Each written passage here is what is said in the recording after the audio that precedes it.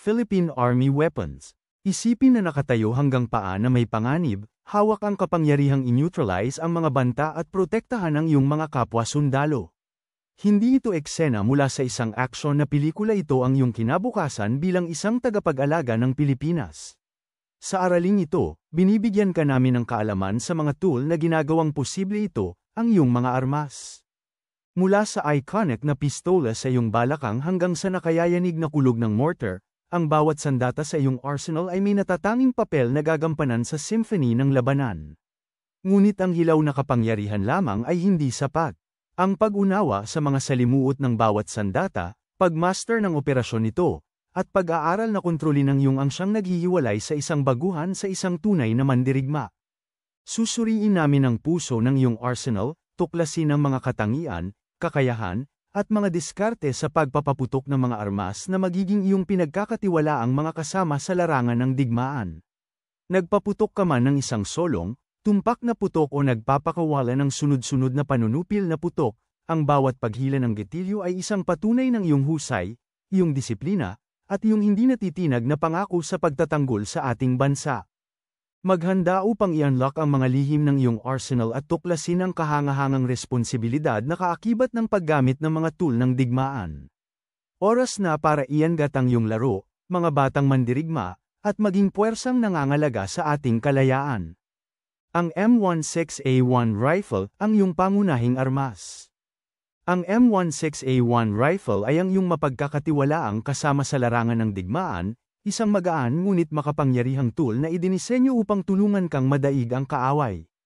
Upang epektibong gamitin ito, dapat mong maunawaan ang mga katangian nito at kung paano pinakamahusay na magamit ang mga tampok nito. M16A1 Kalibre, ang M16A1 ay nagpapaputok ng 5.56 mm na mga round, na mas maliit at mas magaan kaysa sa .45 ACP na ginamit sa pistol. Nangangahulugan nito na maaari kang magdala ng mas maraming bala, mahalaga para sa matagal na pakikipag-ugnayan. Magazine fed, gumagamit ang rifle ng mga detachable magazine, karaniwang may hawak na 20 o 30 rounds. Ang mga magazine na ito ay nagbibigay daan para sa mabilis na pag-reload sa panahon ng matinding labanan. Gas-operated, ginagamit ng rifle ang kapangyarihan ng lumalawak na gas mula sa bawat pinaputok na round upang automatikong mailabas ang ginastos na casing, mag-load ng bagong round, at maghanda para sa susunod na pagbaril. Ang mapanlikhang sistemang ito ay nagbibigay daan para sa isang mataas na rate of fire. Selector lever, ang mahalagang switch na ito ay nagbibigay sa iyo ng control sa mga mode ng pagpapaputok ng rifle. Semi-automatiko, isang shot bawat trigger pull. Tamang-tama ang mode na ito para sa mga tumpak, naglalayong shot kapag kailangan mo ng katumpakan. Automatiko, patuloy na pagpapaputok hanggat hawak ang getilyo at nananatili ang mga bala. Ito ay kapaki-pakinabang para sa pagsugpo sa putok ng kaaway o malapit na labanan. Weight, ang M16A1 ay medyo magaan, tumitimbang ng humigit kumulang 7.9 pounds, 3.6 na kilo, na may load na 30 round magazine. Ginagawa nitong mas madaling dalhin at maniobra sa mahabang patrol o matinding labanan. Rate of fire, mayroon itong cyclic rate ng kung gaano ito kabilis makashoot ayon sa teorya, na 700 hanggang 900 rounds kada minuto sa automatic mode. Gayunpaman, sa praktikal na mga termino, ang matagal na ay magiging mas mabagal upang maiwasan ang overheating at mapanatili ang katumpakan. Effective range, ang M16A1 ay epektibo sa pagtama ng mga target na punto, tulad ng mga individual na sundalo, hanggang 550 metro at mga target ng lugar, mga grupo ng mga sundalo o sasakyan, hanggang 800 metro. Mahalaga sa maintenance. Tandaan, ang malinis at maayos na rifle ay isang maasahang rifle. Ang regular na paglilinis at pagpapadulas ay magpapanatili sa iyong M16A1 sa tuktok na hugis at handa para sa pagkilos. Ang M16A1 ay naging matapat na kasama ng mga sundalong Pilipino sa loob ng maraming taon. Habang ito ay unti-unting pinapalitan ng mga bagong modelo tulad ng M4 Carbine, ang M16A1 ay nananatiling isang makabuluhang simbolo ng kakayahan ng Armed Forces of the Philippines sa pakikipaglaban. Sa pamamagitan ng pag-unawa sa mga kalakasan at kahinaan ng M16A1, pagsasanay sa mga tamang posisyon sa pagpapaputok, at pagbibigay prioridad sa pagpapanatili, gagawin mo ang iyong sarili bilang isang mabigat na puwersa sa larangan ng digmaan. Ang M14 Rifle, isang klasikong battle rifle. Ang M14 Rifle, isang inapo ng maalamat na M1 Garand na ginamit noong World War II, ay mayroong kakaibang lugar sa kasaysayan ng militar.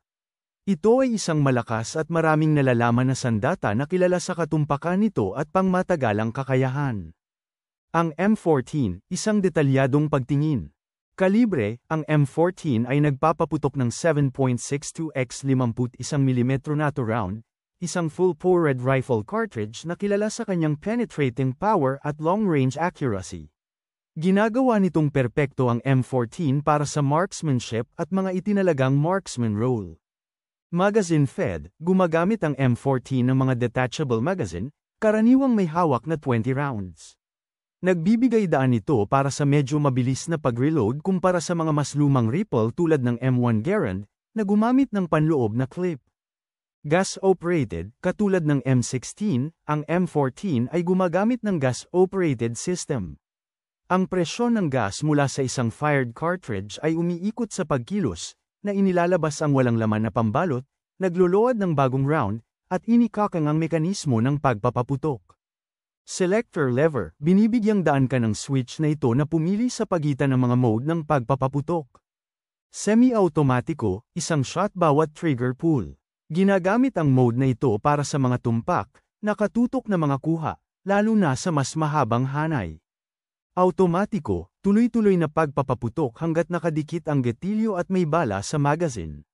Ang mode na ito ay karaniwang ginagamit para sa suppressive fire o sa close quarters combat situations. Weight, ang M14 ay mas mabigat kaysa sa M16A1, na tumitimbang ng humigit kumulang 9.2 pounds, 4.2 na kilo, na may nakaload na magazine. Ang dagdag na timbang na ito ay maaaring makatulong na pamahalaan ang pag-urong, ngunit maaari rin itong nakakapagod na dalhin sa mahabang panahon. Rate of fire, sa automatikong mode, ang M14 ay may cyclic rate ng nahumigit kumulang 700 hanggang 750 rounds kada minuto. Gayunpaman, hindi inirerekomenda ang matagal na automatikong sunog dahil sa pag-urong at potensyal na overheating. Effective range, ipinagmamalaki ng M14 ang isang kahangahangang epektibong hanay, na may kakayahang maabot ang mga target na punto hanggang 460 metro at mga target na lugar hanggang 740 metro. Sa mga kamay ng isang bihasang marksman, maaari itong maging tumpak sa kahit na mas mahabang distansya. US service rifle sa maikling panahon noong huling bahagi ng 1950s at unang bahagi ng 1960s, ngunit ito ay higit na pinalitan ng M16 dahil sa mga isyu sa bigat at pagkontrol sa automatikong sunog.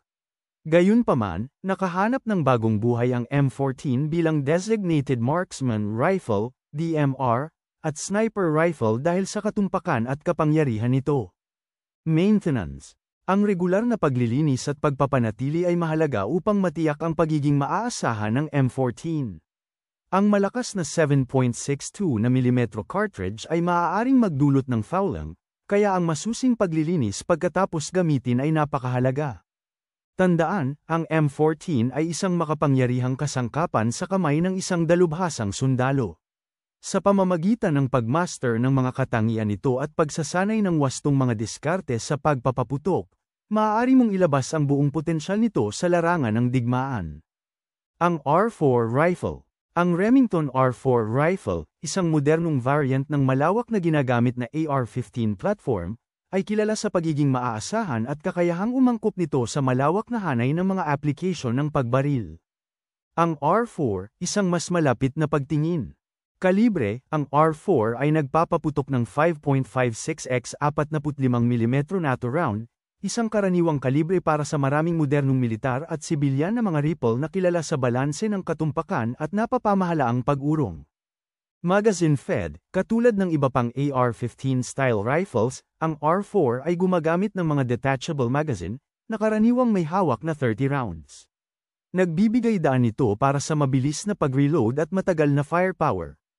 Gas-operated, ang direktang impingement gas operating system ng R4 ay gumagamit ng enerhiya mula sa mga fired cartridge upang automatikong iikot ang aksyon, ilalabas ang ginastos na casing, nagluluwad ng bagong round, at icocking ang mekanismo ng pagpapaputok.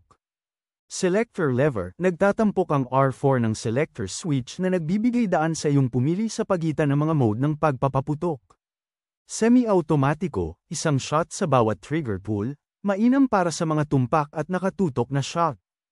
Automatiko, mga piling modelo, patuloy na pagpapaputok hanggat pinipigilan ang gatilyo at nananatili ang mga bala. Pangunahin ito para sa paggamit ng militar o pagpapatupad ng batas. Weight, ang R4 ay tumitimbang ng humigit kumulang 7 pounds, 3.2 na kilo, na diskargado. Ang medyo magaan na timbang na ito ay ginagawang madaling dalhin at maniobra. Rate of fire, sa automatikong mode, mga piling modelo, ang R4 ay may cyclic rate ng nahumigit kumulang 700 hanggang 750 rounds kada minuto. Ang semi-automatikong ay kinokontrol ng gumagamit. Effective range, ang R4 ay epektibo sa pagtama ng mga target na punto hanggang sa 300 metro at mga target ng lugar hanggang sa 500 metro. Bagamat hindi isang dedikadong long-range rifle, ito ay lubos na may kakayahan sa karamihan sa pagtatanggol sa sarili o mga tactical na sitwasyon. Maintenance. Tulad ng anumang baril, ang regular na paglilinis at pagpapanatili ay mahalaga para sa mahabang buhay at pinakamainam na pagganap ng R4. Ang relatibong simpleng disenyo nito at malawakang pagkakaroon ng mga bahagi ay nagpapadali sa pagpapanatili. G1 ang M60 machine gun, pagpapalabas ng pinipigil na apoy. Ang M60 machine gun, isang belt-fed beast ng isang sandata, ay idinisenyo upang maglatag ng palakpakan ng mga bala, na nagbibigay ng napakahalagang suppressive fire at area denial sa larangan ng digmaan. Ang pag-unawa sa mga katangian nito at mga pamamaraan ng pagpapatakbo ay mahalaga para sa sinumang sundalo na nakatalaga sa isang machine gun team. Ang M60, malalim na pangkalahatang ideya. Kalibre, ang M60 ay nagpapaputok ng parehong 7.62 x 51 mm NATO round bilang M14 rifle, na naghahatid ng makabuluhang kapangyarihan at saklaw sa arsenal ng machine gunner. Belt-fed, hindi tulad ng mga armas na pinapakain ng magazine, ang M60 ay gumagamit ng tuloy-tuloy na sinturon ng mga bala, karaniwang may hawak na 100 o 200 na mga round. Nagbibigay daan ito para sa matagal na sunog ng walang madalas na pag-reload.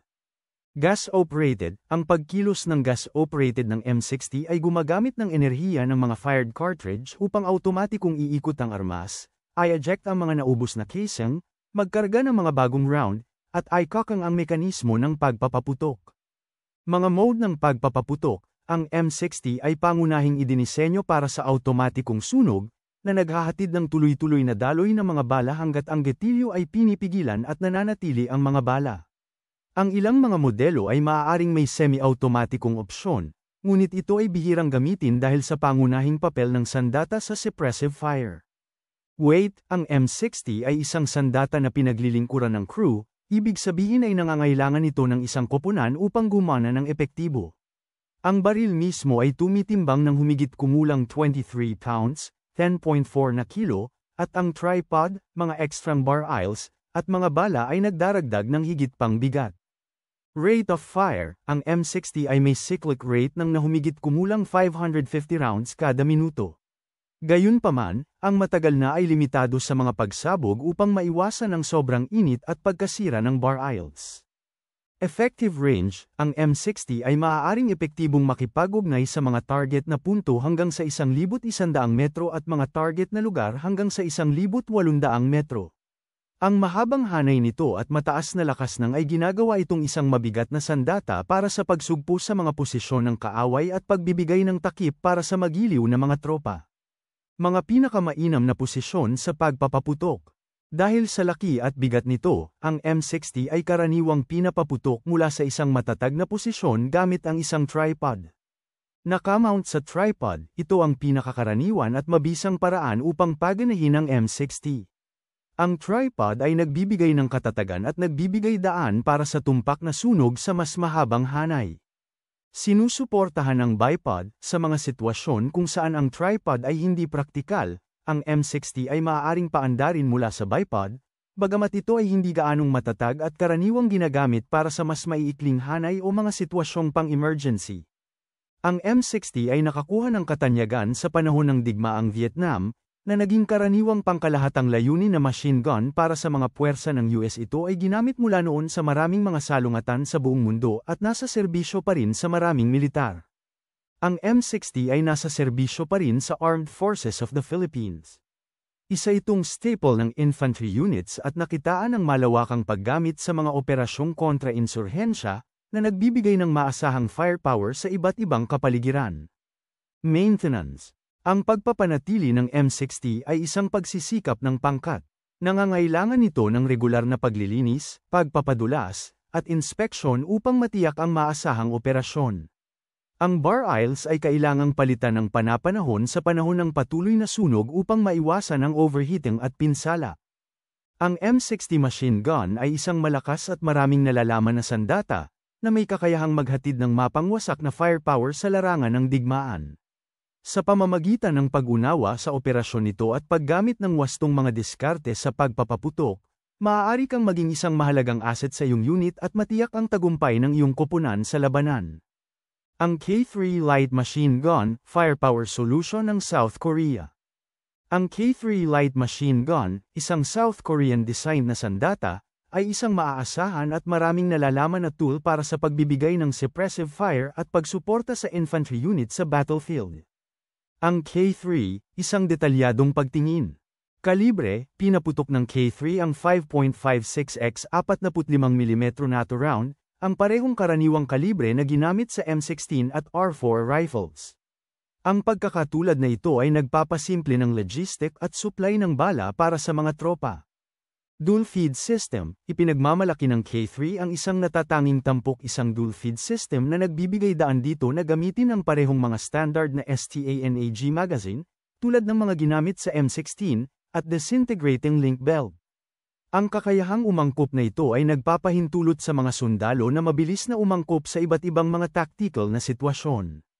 Gas-operated, gumagana ang K3 gamit ang isang gas-operated system, katulad ng M16 at R4. Ginagamit nito ang enerhiya mula sa mga fired cartridge upang automatikong iikot ang pagkilos, ilabas ang mga ginastos na casing, at mag-load ng mga bagong round. Mga mode ng pagpapaputok, nag-aalok ang K3 ng dalawang mode ng pagpapaputok. Semi-automatiko, isang shot bawat trigger pull. Ginagamit ang mode na ito para sa tumpak, naglalayong sunog, pagtitipid ng mga bala at pag-maximize ng katumpakan. Automatiko, tuloy-tuloy na sunog hanggat pinipigilan ang gatilyo at nananatili ang mga bala. Pangunahin ito para sa suppressive fire o close quarters na labanan. Weight, ang K3 ay mas magaan kaysa sa M60, na tumitimbang ng humigit kumulang 15 pounds, 6.8 na kilo, na may bipod at load na magazine. Ginagawa nitong mas portable at mas madaling maniobra kaysa sa mas mabibigat na machine gun. Rate of fire, ang K3 ay may cyclic rate ng nahumigit kumulang 700-1,100 rounds kada minuto. Ang mga kinokontrol na pagsabog ay inirerekomenda upang mapanatili ang katumpakan at maiwasan ang sobrang init. Effective range, ang K3 ay maaaring epektibong makipag-ugnay sa mga target na punto hanggang sa 800 metro at mga target na lugar hanggang sa 1,000 metro. Ginagawa nitong isang mahusay na sandata para sa pagbibigay ng suppressive fire at pakikipaglaban sa infantry ng kaaway sa iba't ibang hanay. Ang K3 ay medyo bagong sandata, na idinisenyo noong huling bahagi ng 1980s upang matugunan ang mga umuusbong na pangangailangan ng modernong pakikidigma. Isinasama nito ang mga feature mula sa iba't ibang light machine gun, gaya ng FN Minimi at M249 SO. Ang K3 ay nakakita ng limitadong paggamit sa Pilipinas, ngunit ito ay isang potensyal na opsyon para sa hinaharap na mga pagsusumikap sa modernisasyon, dahil sa versatility at compatibility nito sa mga kasalukuyang bala. Maintenance. Ang regular na paglilinis at pagpapanatili ay mahalaga para mapanatili ang K3 sa pinakamataas na kondisyon sa pagtatrabaho. Dahil sa mas mataas na rate of fire nito, mas mahalaga ang wastong paglilinis upang maiwasan ang mga malfunction at matiyak ang pagiging maaasahan. Ang K3 Light Machine Gun ay isang mahalagang asset sa modernong larangan ng digmaan. Sa pamamagitan ng pag-unawa sa operasyon nito at paggamit ng wastong mga diskarte sa pagpapaputok, maaari kang magbigay ng mahalagang suporta sa sunog para sa iyong unit at makapag-ambag sa tagumpay ng misyon.